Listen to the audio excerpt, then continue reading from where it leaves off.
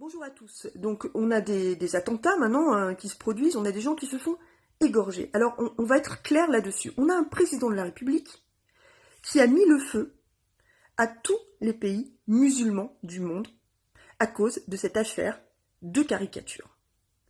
Il a son portrait qui est brûlé dans tous les pays musulmans du monde. Il y a des appels à représailles par rapport à ce qu'il a dit et par rapport à ce qu'il a fait. Voilà. À cause de ça, à cause de son attitude, on a de nouveau maintenant des représailles sur le sol français et des égorgements, etc.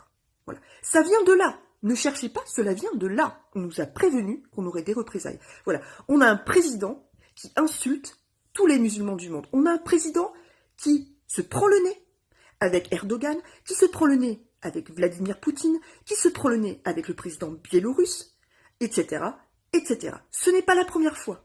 Depuis le départ, il est comme ça. Il a insulté les Français, souvenez-vous, maintes fois. Feignant, illettré, je ne sais pas, des gens qui ne sont rien. Il a insulté les Français. Il insulte désormais les musulmans. Il insulte les présidents étrangers. Donc à un moment donné, si vous voulez, quand on a un président hors de contrôle, il y a des procédures juridiques qui existent. Et ça, j'en appelle aux parlementaires. Il y a une procédure de destitution. Quand on a un président qui devient hors de contrôle, qui ne sait pas se tenir, qui nous cause des incidents non seulement diplomatiques dans le monde entier, mais maintenant des incidents sur notre sol.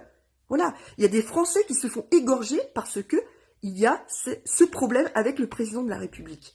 Je suis désolée, à un moment donné, il y a une procédure de destitution qui existe, qui aurait dû être mise en place pour l'affaire Benalla déjà. Hein, on avait déjà un premier aperçu de ce que ça donnait. Mais maintenant, on a un pays qui est complètement jeté dans cette affaire de Covid-19, où là encore, tout est hors de contrôle. Les chefs de parti se sont rendus à Matignon et se sont rendus compte qu'il est impossible que le gouvernement sache gérer cette crise. Tout le monde le sait, mais personne ne fait rien. Voilà, on a un gouvernement et un président de la République qui ne savent pas gérer ce pays, qui ne savent pas gérer la crise sanitaire, qui ne savent pas gérer les problèmes diplomatiques que le président cause à l'étranger. Donc à un moment donné, tout est hors de contrôle. Il faut mettre en place la procédure de destitution. Point. Elle a été engagée, on le sait, dans d'autres pays, par exemple contre le président Trump, cela n'a pas fonctionné.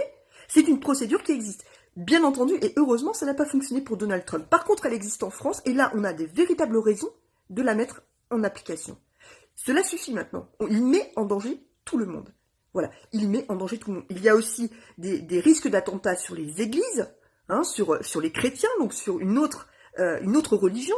Ça n'est plus possible. Ça n'est plus possible. À un moment donné, il y a des procédures juridiques, qu'elles soient mises en place. Faut arrêter de blablater, faut arrêter d'aller sur BFM, faut arrêter... Voilà. Il n'y a pas une histoire de guerre civile, là. Il y a une histoire de quelqu'un qui est à la tête de l'État qui fout le feu dans le monde entier. Et on le sait. Il s'est fait remettre en place par Vladimir Poutine combien de fois ces derniers temps? Combien de fois, hein? Donc, qu'est-ce qu'il cherche? Donc, à un moment donné, tout le monde s'en rend compte, il faut mettre en application la procédure pour destituer le président de la République. Et moi, j'appelle les parlementaires à prendre leurs responsabilités. Point.